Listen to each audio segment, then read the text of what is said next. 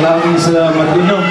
Kanina pa ako nag-iisip ko na sasabihin mula ako nakaupo. Ang dami kong gustong sabihin, ang dami pumapasok sa isip ko. Una po sa lahat, ako po'y magpapasalamat sa ating mga kapitan at opisyalis, walang sawang suporta. Ilang beses yung narinig ang aming mensahe, hindi ko pa kayo nagsasawa. But again, nandiyan kayo sa magsuporta sa lahat ng opisyalis, aming pamilya, nandiyan sa every rally, house to house, sa lahat po ng taga-distrito 1, isa lang po ulit na nakakataba ng puso, no? Inyong pagsama araw-araw, hindi na umuulan, maraw, ulan, mainit, malamig. Senior citizens natin, umikot tayo sa iba't ibang barangay. Isa sa mamimiss ko po sa ating kampanya ay makita kayo ng ngiti, malaman ang bawat problema, malaman ang mga tao na hindi ko natulungan, mga aspeto at sektor na kailangan bigyan pa ng pansin. Dahil sinabi ko nga, hindi ako perfectong congressman, pero hindi naman po ako masamang tao. Diretso po sa servisyo, naman po.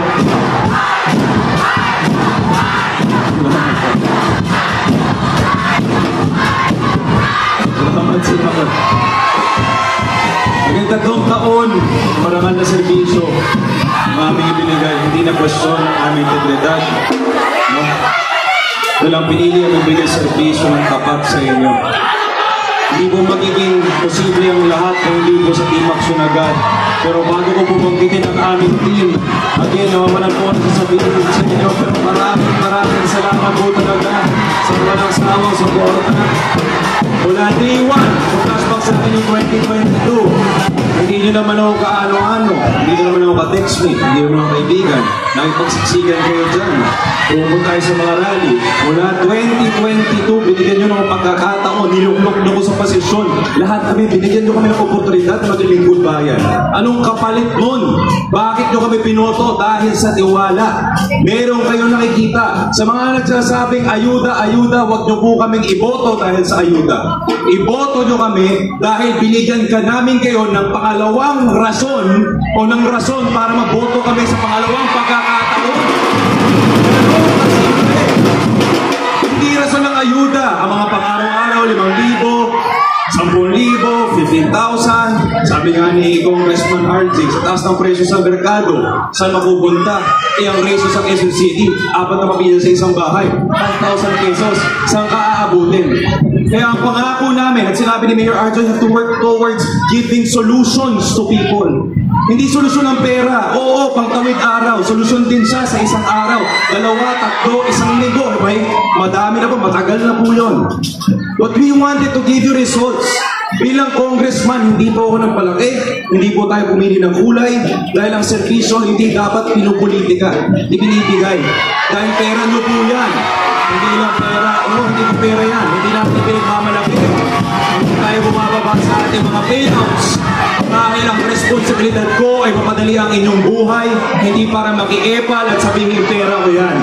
No? Again, the services does not stop. Una po, ang ating headquarters sa West Avenue po, natayo po yan para po madali ang serbisyo. Pagbaba po ng dole doon para sa ating tupad, DSWD, hindi na po kami tumatanggap ng pera. Sila na po na mismo nagbibigay. Pangalawa po, ang ating dialysis center na nakatayo na po sa Bahay Toro. That serves 60 patients a day. Libre po ang doktor, libre ang konsultasyon, lahat po libre. And why? No, I will explain why after. Una po, dialysis. Pangalawa po, pagkatapos ng eleksyon, at sabi nila bakit pagkatapos pa ng eleksyon, bakit hindi ngayon? May election ban po tayo. But again, after elections, 2 weeks after elections, magkakaroon na rin po tayo ng sarili nating diagnostic center na magbibigay libreng solusyon sa lahat ng 50 services for free. ECG, CT scan, X-ray, lahat po nandun. And we're very much excited because again, that is another solution. Pangatlo po, katulad po ng sinabi ni Consi Bernard kanina sa kanyang mensahe, ang dami po nangangailangan ng gamot. And dahil po kay Mayor Joy Belmonte, nakapag-ikot po ang ating lahat, nakapagbigay po ng gamot sa lahat po ng ating hospital. Palakpakan po natin si Mayor Joy at ang Houston. Sa walang sawang suporta at pagmamahal dahil nga data-driven, we see what the people really need.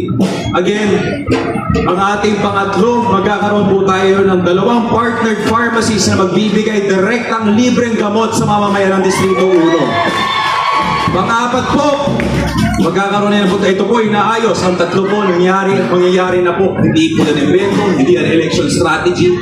Yan po ay planong matagal na at nagkataon lang po na eleksyon. No? Pero rest assured, at kami po, sinasabi namin with all sincerity, these are all plans prior to elections happening. Ang ating pang-apat, magkakaroon na rin po tayo ng sagot sa ating mga cancer patients na kailangan din po ng chemotherapy.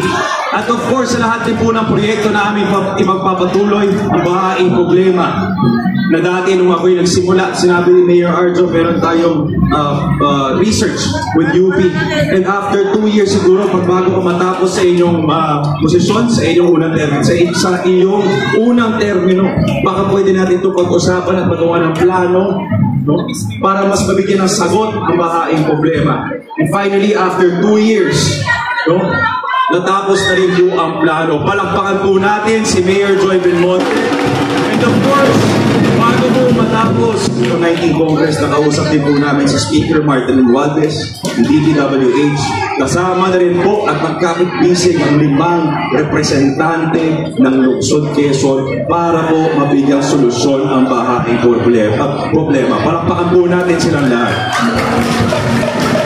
Again, sa ating edukasyon, tuloy-tuloy naman po yan. We are partnered with Gardner College and soon-to-be partners are coming in para mas mapalawak po ang ating educational support sa ating mga kabataan. At una po, no, madami pa pong proyekto, ang ating kusina on wheels, ang ating QC Laban, ang ating kung ano-ano, D1 True Love, kung kailan ko na nalaman ng mga chismis tungkol sa mga love lives. No? Ang dami binatong aspeto, and it goes beyond what the national government would give. Because why? Nung dinuklok nyo ko, anong sinabi ko? Makapangyarihan ba tayo? No? Magiging diktador ba tayo? O makikiusap tayo at makikiisa sa bawat isa? No? This is an opportunity for me to help each and every one of you to build a community. I told myself, sinabi ko sa sarili ko, pag ako niluklok ng 2022, it is an opportunity for me to build a community. Resilient, respectful, maaasahan, hindi ka maghahanap kung saan ka kailangan pumunta, kailangan ba kumuha kong ng ayuda, hindi na. We are trying to redirect. Dahil yun yung pagkakaintindi ko nga sa Kongreso, sa dami ng ahensya na nakalatag dyan sa harapan namin, diba? Paano ko gagawing epektibo ang bawat menu na meron ang national agency? No? And with sincerity, with all the love that Team Action Agad has given you, no? They choose to serve you every day. Hindi po magiging posible ang lahat ng to kung hindi po dahil sa #1 mayor ng Pilipinas, Mayor Joy Belmonte. Palakpakan po natin si Mayor.